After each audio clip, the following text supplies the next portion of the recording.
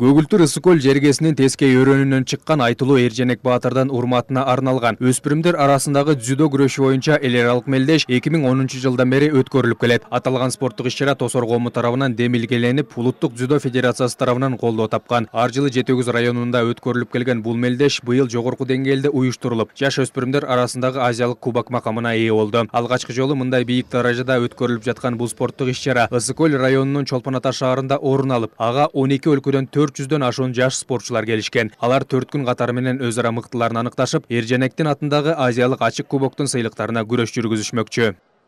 Азиянын ачык кубогу, Эрженек атындагы ачык кубогу башталды. Бул турнирге 13 мамлекет катышып атат.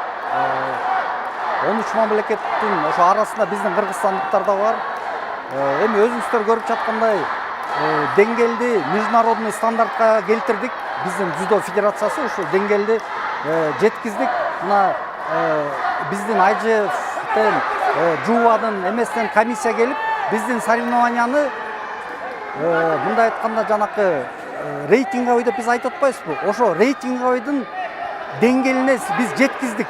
Аталган Азиялык кубоктун алкагында мелдештин катышуучулары тийиштүү упайларды топтоо менен үстүбүздөгү жылдын сентябрь айында Аргентинанын Буэнос-Айрес шаарында өтө турчу өспүрүмдөр арасындагы 3-чү Олимп оюндарына жолдомо да алышат. Мындан улам мелдеш ачык өткөрүлүп, ага шериктеш Орусия жана Африка чөлкөмүнүн Зимбабве өлкөлөрүнөн да катышуучулар келишкен.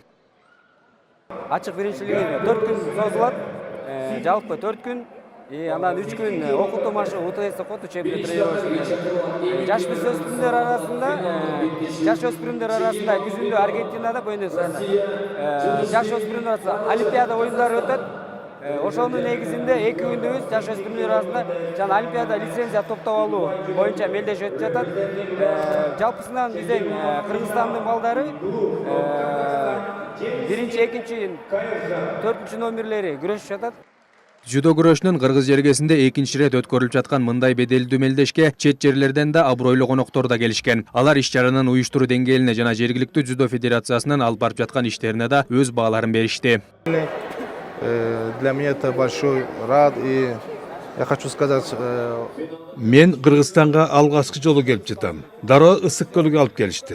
Аябай таасирлендим. Мелдеш тууралуу айтсам, абдан жогорку деңгээлде уюштурулуптур. Бул кыргыз спортунун өнүгүп жаткандыгынан кабар берет. Спортчулардын да деңгээли өскөндүгүн байкадым. Бул албетте Кыргызстандын дзюдо федерациясынын алып барган алгылыктуу иштеринен кабар берет. Учурдан пайдаланып, мени бул жакка чакырган Жолдошбек Асанбековичке ыраазычылыгымды билдирем.